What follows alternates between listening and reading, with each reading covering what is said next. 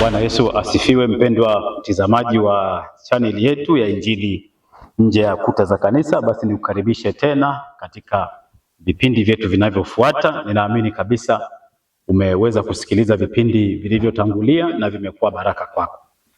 Basi tunakushukuru Mungu wetu, asante Baba yetu wa mbinguni, Bwana, kwa namna ambavyo umeendelea kutuhudumia katika siku hii Bwana. Ninakushukuru pia kwa ajili ya mtumishi msikilizaji huyu Bwana, ambaye amechukua muda wake, Mungu mwenye rehema, kuweza kusikiliza neno lako Mungu mwenye nguvu. Sio mafundisho yangu bali neno lako wewe mwenyewe. Neno lako Bwana katika kitabu chako linasema kwamba nikiinuliwa juu ya nchi, nami Bwana ninafanya hivyo kukuinua wewe, ili wewe ujitwalie watu wako kwa ajili ya utukufu wako Bwana. Basi tunapoanza kipindi chetu, Roho yako Mtakatifu akapate kuwa pamoja nasi, akaanze nasi na kumaliza nasi, Mungu mwenye nguvu. Katika utatu wako mtakatifu nimeomba na kushukuru. Amina. Bwana Yesu akubariki mpendwa msikilizaji na mtazamaji wangu wa chaneli hii ya Injili Nje ya Kuta za Kanisa. Tumeshakuwa na mfululizo wa vipindi vingi sasa. Ninaamini kama unatembelea na unaangalia vizuri YouTube channel hii, tayari ina mafundisho zaidi ya 700 ambayo ninaamini kabisa kwamba watumishi wa Mungu wengine ambao wanajumuika nami wamekuwa baraka katika mafundisho hayo, kwa sababu wao pia wameachilia neno ambalo liko ndani ya channel hii. Bwana Yesu asifiwe sana. Tumeshafundisha mambo mengi sana, mambo mengi. Sasa hivi tumesogea, tuko mbali. Tumejifunza habari ya universe kwa maana ya ombwe, na tumejadiliana mambo mengi kwamba mbingu, ulimwengu ama dunia na nchi vilikuwaje. Nikaelezea hapo, nikaelezea nadharia ya wale wanaosema kwamba viliumbwa, wengine wanasema vilitengenezwa. Basi nimefundisha kama kuna muumbaji, nimeelezea kwamba huyo muumbaji ni nani, na nimeelezea kwamba hizo ni falme. Bwana Yesu asifiwe sana. Nimefundisha habari ya asili ya kila kitu, akiwemo Mungu mwenyewe ambaye sisi tunamwamini kwamba ndiye kila kitu katika huu ulimwengu. Nimefundisha na nikaeleza kwamba vilivyopo vilitokea, viliumbwa, vilitengenezeka ama vilifanyika. Kama ukupata kusikiliza mafundisho haya, ninakuomba upate kusikiliza. Lakini kama nilivyosema, nimejadili kwa kirefu kabisa habari ya Mungu ni nani na Mungu yukoje na namna gani tunaweza kumwelewa Mungu. Lakini zaidi ya hapo nikafundisha habari ya Biblia. Iko Biblia ya vitabu 66, iko Biblia ya vitabu 70 iko Biblia ya vitabu 80 iko Biblia ya vitabu 100 Bwana Yesu asifiwe sana. Na ukichunguza hata Biblia ya vitabu 66 bado inataja vitabu vingine ambavyo inaonesha kabisa vilipotea, na fundisho hili nimelifundisha. Bwana, sasa nisingependa nipite kote ambako nilifundisha. Nimeenda mbali kufundisha hata habari ya Roho Mtakatifu kwa nyakati zake na majira na namna alivyokuwa akiwahudumia watu katika namna tofauti. Kwa hiyo ninaamini kwamba mpaka hapo utakuwa unajua. Nimefundisha habari za Mkristo ni mtu wa namna gani, na mambo kama hayo. Imani ni nini? Neema ni nini? Nimefundisha habari ya dhambi na uasi. Mafundisho mengi sana ambayo ninaamini kabisa utayapata katika channel hii. Na sisi ama niseme mimi, wajibu ama jukumu langu ni kufundisha neno la Mungu. Ninaweza nisiwe mhubiri au nisikidhi vigezo vya kuwa mwinjilishaji, lakini ninapenda kufundisha kwa sababu ninaamini katika hiyo. Biblia inasema kwamba ninyi kama mawe yaliyo hai, basi mmejenga katika msingi wa nini? Mmejengwa katika msingi wa nini? Utamalizia andiko hilo. Sasa leo nilitamani niweke msingi mwingine. Ninatamani ninapoanza hivi ninaweka msingi, introduction, mwanzo wa jambo fulani, utangulizi wa jambo fulani, na jambo ambalo nilikuwa napenda tujifunze katika siku ya leo au katika vipindi ambavyo vitafuata. Na sasa hivi ni utaratibu wangu kwamba niende na mfululizo wa mafundisho fulani, nisichanganye mpaka nifike mahali nione kwamba nimefika mwisho pale nilipokuwa napahitaji, nitaendelea katika fundisho lingine. Leo nilikuwa natamani tujifunze habari ya sala na maombi. Nimefundisha hivi vitu sana, kama ambavyo nimefundisha kanisa na jengo. Watu wanachanganya kanisa na jengo, na watu wanachanganya hivyo wanachanganya kati ya sala na maombi. Inaweza ikawa mtu anakwenda kanisani anasema naenda kusali, akiwa kwenye mkutano fulani anakuambia naenda kwenye maombi.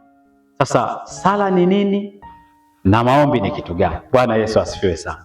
Na mambo haya nitatamani kwamba tunapojifunza basi sote kwa pamoja, natamani uwe na Biblia yako, uwe na peni na karatasi lako. Yamkini nitakapofundisha tofauti, inaweza ikawa ni makosa ya kimatamshi, lakini pale ninapoweka makosa ya kimantiki, basi nitaomba na wewe unisaidie, unarekebisha, ili tuweze kujenga mwili wa Kristo pamoja.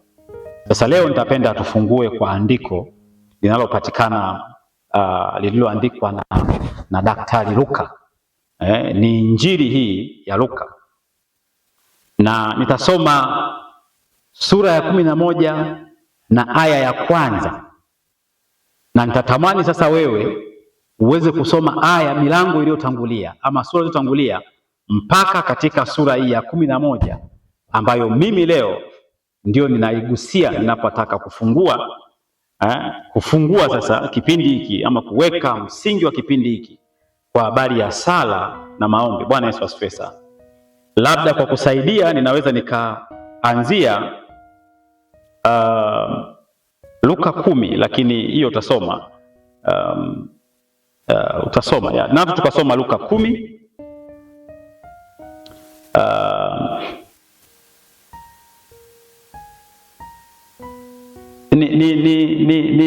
ni habari ndefu, ni habari ndefu kidogo, lakini nitasoma kuanzia Luka 10 ile aya ya 24. Nitasoma alafu msingi wangu ni katika sura ya 11 katika ile aya ya kwanza, lakini natamani ni kuanzia huku nyuma kidogo ili kutengeneza msingi utakaotengeneza kitu ambacho tunakitaka. Akasema, kwa kuwa nawaambia ya kwamba manabii wengi na wafalme walitamani kuyaona mnayoyaona ninyi wasiyaone, na kuyasikia mnayoyasikia ninyi wasiyasikie.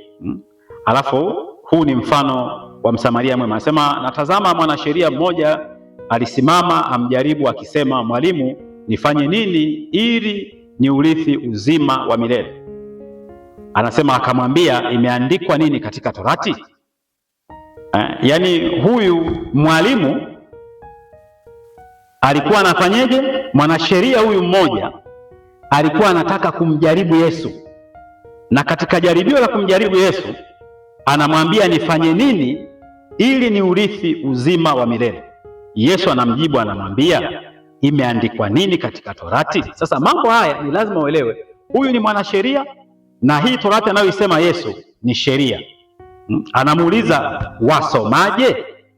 Akajibu akasema, mpende Bwana Mungu wako kwa moyo wako wote na kwa roho yako yote na kwa nguvu zako zote na kwa akili zako zote, na jirani yako kama nafsi yako. Yesu akamwambia, umejibu vema.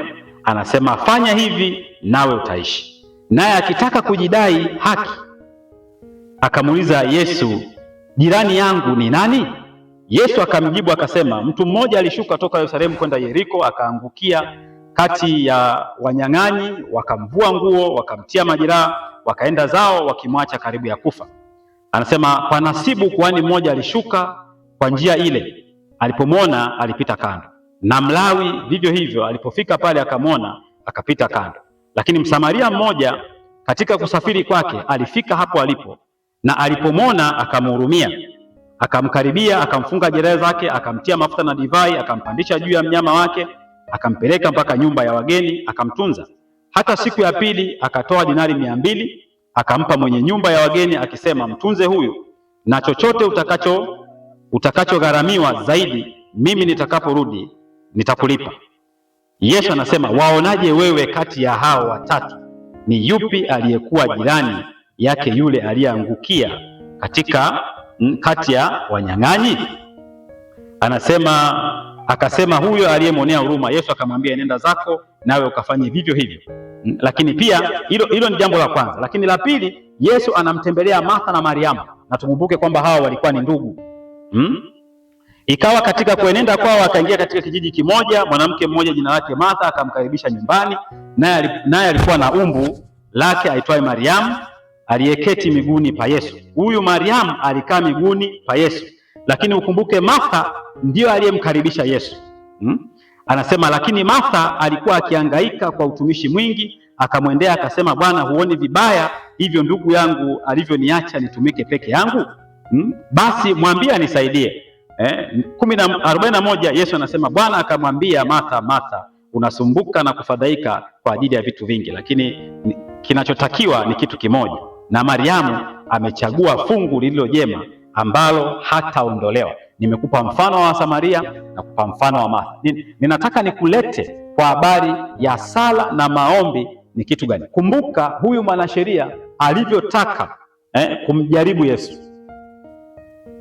Alafu kumbuka mfano aliyempa Yesu kwa habari ya mtu aliyeangukia katika mikono ya wanyang'anyi. Alafu angalia Martha anavyomkaribisha Yesu. Lakini Mariamu anachukua nafasi ya kukaa miguuni pa nani? Pa Yesu. Maana yake alikuwa anakula chakula cha kiroho ambacho Yesu alikuwa akimwelekeza kwa wakati huo. Sasa ninaenda aya ya 11 mlango wa kwanza, ambao ndio msingi wangu hasa wa kufundisha somo la leo, ambalo nilikuwa natamani tujifunze. Sala ni nini? Maombi ni nini? Kusali ni kitu gani? Kuomba ni kitu gani?